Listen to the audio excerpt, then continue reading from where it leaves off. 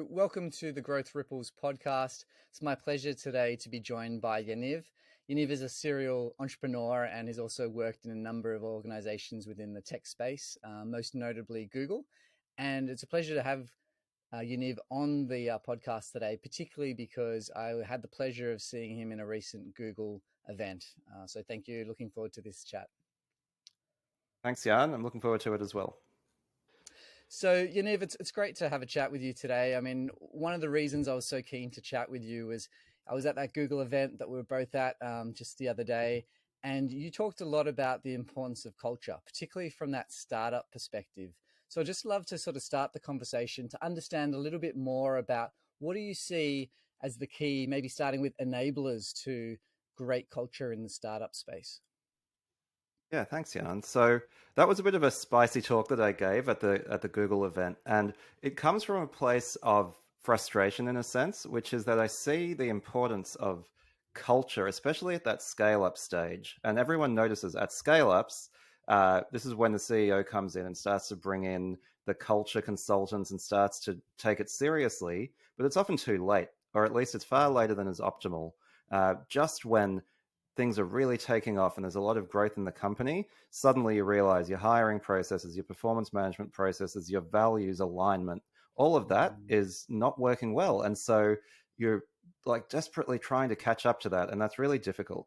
So what I see as important and what I'm trying to do in my own startup as a co-founder is invest in culture from early on, because culture has one of these amazing properties, which is that it's self-propagating and it grows with your organization. And the other point to make is that every organization has a culture, whether you design it or not. But if you don't put the thought in, you're probably not going to have a very good culture. So to me, what's really important is putting design and intention into your culture and deciding what is important to you in your organization's culture, and then thinking about what some of the things are that you can do to actually start to embed that culture in your company. I mean, I love the way that you kind of described it in terms of having some deliberate or conscious sort of approach to culture. When you talk about designing it, like, sometimes that might seem a bit nebulous to some people. I'm keen to understand from your perspective, and what's the sort of the thought process you go through when you go to design the culture of your startup?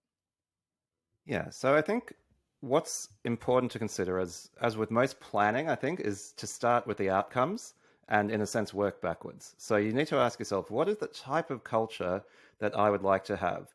Do I want a culture where people are at their desks reliably from 9 to 5? They do what they're told. That's legitimate in some industries. Do I want one where people are very autonomous? Do we want them to work in teams? Do we want them to work as individuals? Do we want them to be competitive with each other? Or do we want them to collaborate? There are all of these different aspects of how a company operates that are your choices, right? Do you want to have clear policies, or do you want to set context for people such that you don't need those policies? Obviously, I've got my own preferences, and I think everyone will have their preferences. And then you need to ask yourself, what is it that I need to put in place in order for that to be the case, right? Do I need to have clearly written policies? How do we set the incentives in place? What are our methods and tools for accountability and for planning that will result in the types of behavior from people that we are looking for? And I think that's really important, because especially as your company grows, why do these things start to go wrong at the scale up stage? Because you as a founder are no longer in every meeting. You're no longer always in the room. And so in a sense, culture is a little bit what happens when you're not in the room, right? How do people behave? What do they prioritize? How do they align? How do they decide what's important? Well, your culture is going to have a really important impact on that. And so in a way, as a founder or as a leader, the way to be a force multiplier and to kind of be more than one of yourself, to escape your body, is to create that culture that you want. Okay. Yeah, great. I mean, certainly speaking the same language as myself. And I guess I'm keen to understand, like, where did this come from for you? Because it's quite refreshing. Like when I speak to a lot of startup, either investors or people that are actually running their own startup, I find they're really focused on got to get, the revenue going, got to get investment in as quickly as possible. Like, was there some particular experiences that led you to really focus on culture more than maybe others in this space? Yeah, absolutely. So very briefly, my work history is the first 10 years or so of my career, roughly, was spent at Google in the engineering team. Mm, Google famously has a very strong engineering culture, but I didn't really know what that meant until I left because I took so many things for granted. And that's one of the things about culture. When you're immersed in it, you don't actually realize its power until you mm, leave. And then all of those assumptions suddenly fail. It's the same as if you travel to a foreign country and all those things that you thought were just normal and obvious are no longer normal and obvious. And so, I worked at a couple of scale ups and I saw for the first time really the power of Google's culture and how much less effective things were on my engineering teams when the culture was weaker. And so, when I looked at, for example, I spent a couple of years at Airtasker as a VP engineering there, turning the engineering culture around. And that's in a sense, and certainly not something I did on my own. But when I look back on my role as the VP of engineering, yes, I had to make technical decisions. Yes, we needed to change our architecture and our processes and so on. But the most impactful thing that I did there was change the engineering culture, how we thought about engineering, what we valued as engineers. mm, And so 2 years later, it's a big investment, especially when you don't start at the beginning. We mm, had a pretty good culture there. And then, but I saw how much momentum we'd lost, I suppose, by having to make these adjustments to the culture when what we should have been doing is going full steam ahead. And then mm, as I started advising and investing and coaching people at other tech companies, and especially scale ups, I saw the same pattern over and over again, right? Which is these companies that should be fully focused on how do you take advantage of the opportunity that through your own hard work you have created for yourself, the growth, the product market fit, the demand, the capital that you've raised, and turn that into true greatness. And I saw so many companies failing to achieve their full potential because they didn't have a strong enough culture. And I was mm, like, damn, and I was advising, I was thinking maybe my new career, like after my time at Airtasker, is as an advisor. mm, And ultimately, I didn't find it rewarding enough because what I saw was the people I was coaching and advising, the amount of work that would need to happen in order mm, for things to change was very large. So it was already suboptimal, and it had to come from the absolute top, from the founders, from the CEO, and it seemed thoroughly suboptimal. And I realized that to create the culture that I really believe, the type of culture that would really take a company to greatness, I was going to need to uh, be there from the beginning. And mm. I noticed in your introduction you called me a serial entrepreneur. I'm not actually a serial entrepreneur. I've been an employee most of my life. I feel that I was, in a sense, this is me putting my money where my mouth is and being forced into it, in a sense, for the sake Mm, of creating the workplace culture that will bring me joy. But more importantly, or just as importantly, I should say, that I believe if everything else goes our way, can become a $10 billion, $50 billion mm. company, and not for the sake of it, but because I'm using valuation here as a proxy for the excellence of execution and the impact we can have in the world. Yeah, okay. I mean, just on that, I was reflecting as you were talking about, at the Google presentation the other day, you were talking about, there's so many great startups and there's so many potential startups that could kind of really scale up. But in Australia, there's only really been, at least so far, two amazing sort of startups. And you talked Mm, about, for those that didn't come to the Google event, specifically Atlassian, and you're talking about Canva. And from memory, you were talking about the real difference from your perspective that both of those companies focused on early was the culture and getting that right. So are there any mm. particular like warning signs that you think leaders of either startups or just any company in general, particularly in the tech space, given your experience, that they should look out for or be cognizant of as they look at their culture as a kind of as leaders? Mm. So interestingly, I think one thing that's really important to understand, and I'm talking about tech startups in the broad sense, Mm, meaning startups that make use of software extensively in creating a scalable business, is to actually understand how software works. And that doesn't sound like a cultural element, but if you don't understand how good software products are built, then that will flow into every aspect of the culture. It will flow into how you plan, how you keep people accountable, how you structure your organization. And I often see non-technical founders coming in and not understanding what a product manager does, what software engineers do. They get frustrated because they're not getting the results that they want. And then the culture actually deteriorates because you're not creating an environment in which a software product-driven organization can thrive. So I think there's a really important knowledge gap there. And then I think there's this element of embracing uncertainty that that is really at the core of culture, right? We're not operating a factory, right? This is sort of post-industrial knowledge economy. There's that Steve Jobs quote: "I don't hire smart people to tell them what to do. I hire them so that they can tell me what to do." And so creating a culture where you harness all that smartness rather than have a bunch of warm bodies doing work for you is really key. And I think that's where a lot of people fail, where they're just filling roles, telling people what to do, not allowing collaboration, not allowing ideas to surface up. And, it's really difficult because it's kind of like a horse that's not properly broken in to do it.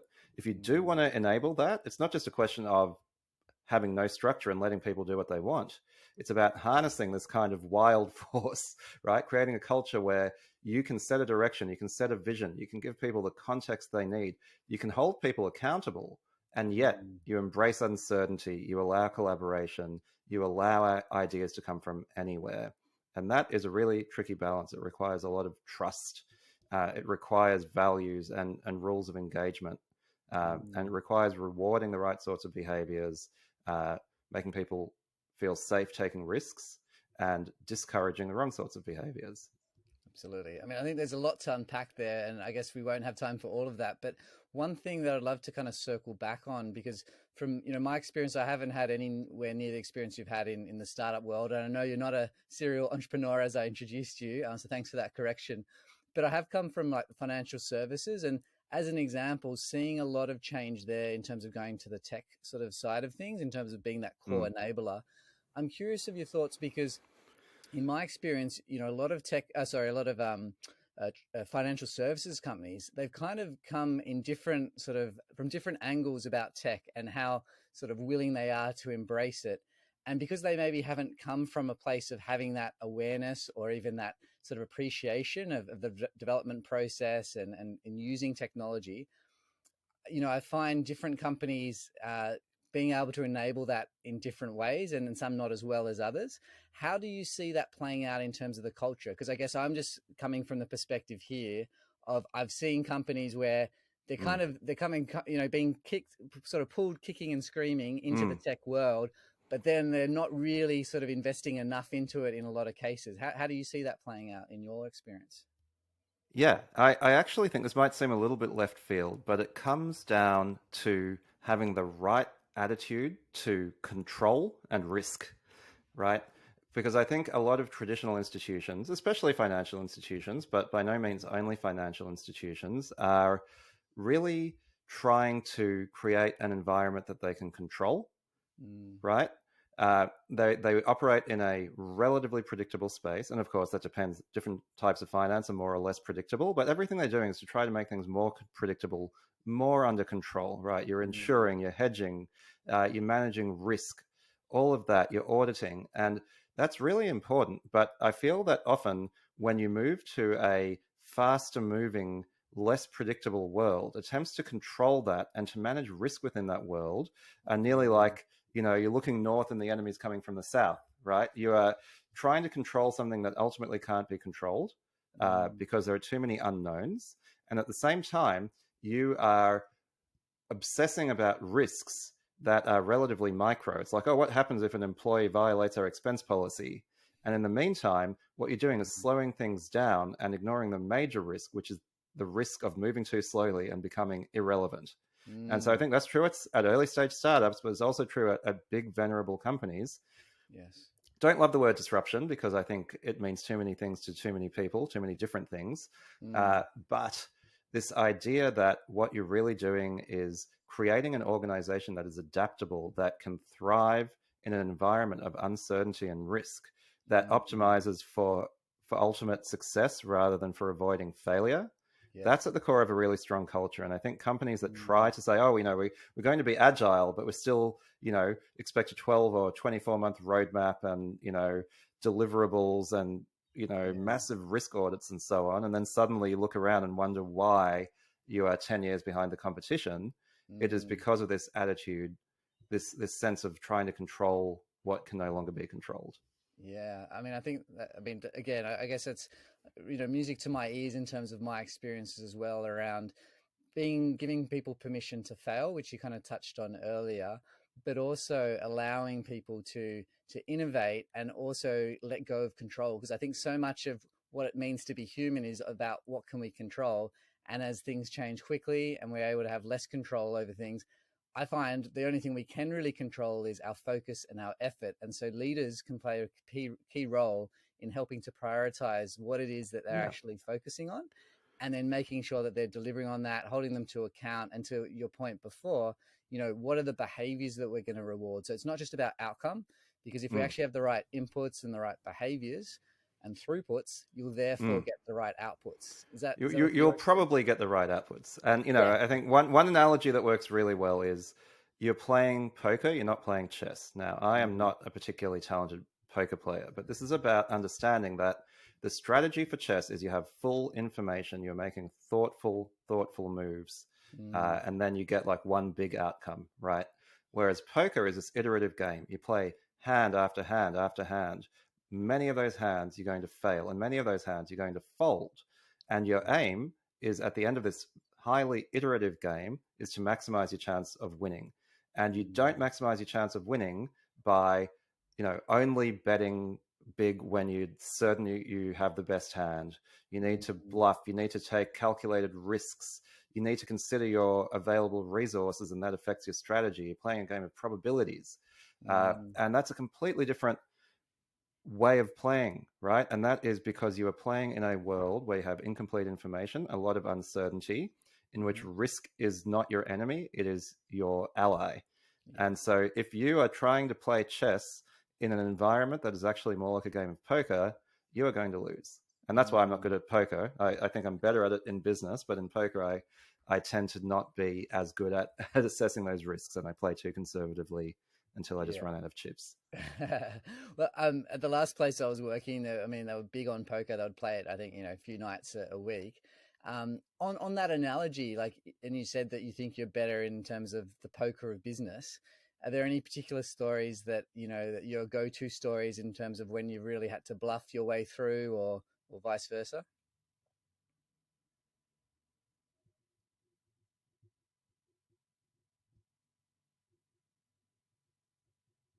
It's interesting. I pause because I don't think I do have that great story, and that's because I guess I haven't had to go all in yet.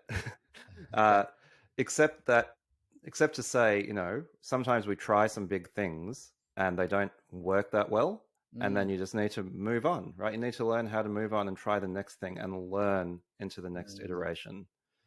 I would Um, imagine, like, yeah, with your career and how it's changed and evolved, at some point you would have had to go all in and say, look, I'm giving up the safety and the predictability of, the monthly paycheck, maybe the yearly bonus or whatever you had, maybe even some shares. absolutely. But when you go into the startup world, and I certainly experienced this, leaving what was somewhat of a safe, HR, quite senior HR role, and go, oh, actually, I want to start my own business. That's quite a all in kind of poker play, if you like. I mean, does that resonate for you, at least at some level? It It does, but also it doesn't. And let me explain, because it's not all in. All in would be if I tried this thing and if I failed, then I would die. you know, we're Okay. playing the game. We're playing the game of life here, right? So Yeah, this is yeah. another hand that we're playing, right? Mm, mm, And you need to stay in the game. But if this hand doesn't work out, we still have chips. We move on to our next hand. yeah. And so I think that's in a sense what I'm saying is that people often think they're going all in when they're not, right? That you need to take calculated risks so that you can then either, Mm, win big or learn and survive to fight another day, rather than just playing it conservatively and never really having the opportunity for that big win. yeah. I love that perspective. I mean, I would challenge it somewhat in playing a devil's advocate in, if you feel like you're all in, even if you're not, then you are. It's kind of like courage. Like if it's not courageous for you or I, if we're not actually worried about losing our hand, then it's not, maybe not courage. But for someone who has always had the paycheck, who's always had the whatever, if it's all in for them, to me that is all in. Like, I mean, you're absolutely right in terms of maybe you're not all in, and there's always protections, whether it's family, whether it's government, whatever it is, doesn't really matter. But I think depending on how it is for the individual, it may still feel like all in. And that's what I think stops a lot of people, in my experience, actually going out there. Because I think there's so many people that have great ideas that could start their own businesses, could start startups, but actually what stops them is the fear that they're actually giving up more than perhaps they are giving up. Exactly, exactly. I think we're saying the same thing. It's courage is overrated, right? We don't want people to have enormous courage to do these things, and having the Mm, perspective that in the big scheme of things, you are not going all in.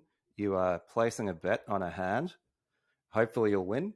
If yep. you don't, you don't. And of course, that's a somewhat privileged position. You need to be able to stay in the game, right? And Mm, so, mm, yeah, the more resources you have available to you, the more true that is.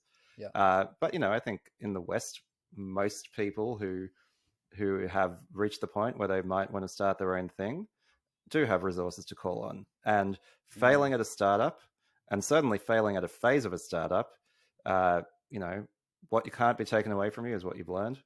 yes. Uh, Yeah. and sometimes it works and sometimes it doesn't. And you just have to be Yeah. comfortable with that. And yeah, I am slightly contrarian on all this because I think that this idea that the startup has to be all consuming and that you have to Mm, be afraid of losing it and everything actually does cause too much conservatism, right? mm, mm, You need to be willing to take risks with your startup if you want to be really successful, absolutely. right? And I Yeah. think that's one difference between that and maybe a traditional small business. But you're playing Mm, poker, so if you're only, if you're folding every hand, you're just putting out the blinds, you're folding, you're putting out the blinds, and you're folding. Eventually, you're just going to run out of chips, and you never really had a chance to succeed. You need to be yeah. willing to lose more in order to have the Mm, chance to gain more. yeah. And also, you want to fail quickly. If it's going to fail, better to know sooner rather than later. Oh, So, 100%. Yeah. so you want to care a lot, but you don't want to care too much, is what I think. Mm, mm. Yeah, I mean, I think what resonates there for me is, I was thinking before I started my own business, and I'm not, again, in this as long as you've been, but thinking like when I'm on my deathbed, whenever that is, and assuming I even get to a deathbed, but if I'm on there, what are the things I'm going to regret? And I have Mm. very little doubt that it's not going to be, oh, I should have spent more time in my salary job. Like, and if my business or businesses fail, then that's a learning, that's an experience that I can share Hmm. with others. And so reframing that in terms of not so much what am I going to lose, but what am I going to gain through this, that money Yeah. can't buy either way. And let's not just all measure success by, and you talked about it before, how much a company raises or how much revenue they get, but they are proxies. But then let's measure it on what kind of life have I led? Have I led the values? And this comes back to culture, kind of full Mm. circle, because for me, I looked at a lot of companies and a lot of consulting companies and went, hang on, I could sure join another consulting company. I could join another finance company. But actually, what if I create the culture and the kind of organization that I've always wanted, but don't really think exists? Yeah. Yeah. Does that also resonate for Yeah, you? that absolutely resonates. When I was talking about putting my money where my mouth was, this was me saying, yeah, there's a culture I would like to be a part of that I don't Mm, believe exists. And so I'm going to be a part of creating it. yeah. Um, but also not just for its own sake, but because I think it can be highly successful. So it's both. Right. Mm, And I think, when you are starting a business, you have to remember it's a business. I'm not super kumbaya about this. yeah. I'm not culture for the sake of culture, but I Mm, believe that as humans, having a great culture, but not just great generically, a thoughtfully designed, intentionally designed culture that mm, aligns with your values and your business goals will allow your business to be successful. So I don't absolutely. think it's either or, which Yeah. is always nice. Yeah, definitely. Well, Yaniv, it's been a pleasure chatting with you. I think we could spend hours, but I think, for the listeners and, for everyone else, I think it's probably a good time to kind of wrap up here, and just want to thank you again for joining the Growth Wave or Growth Ripples podcast that I've been doing for a little while, and also for me being a guest on your podcast effectively as well. Thank you. Okay, thanks, Jan. It's been a pleasure.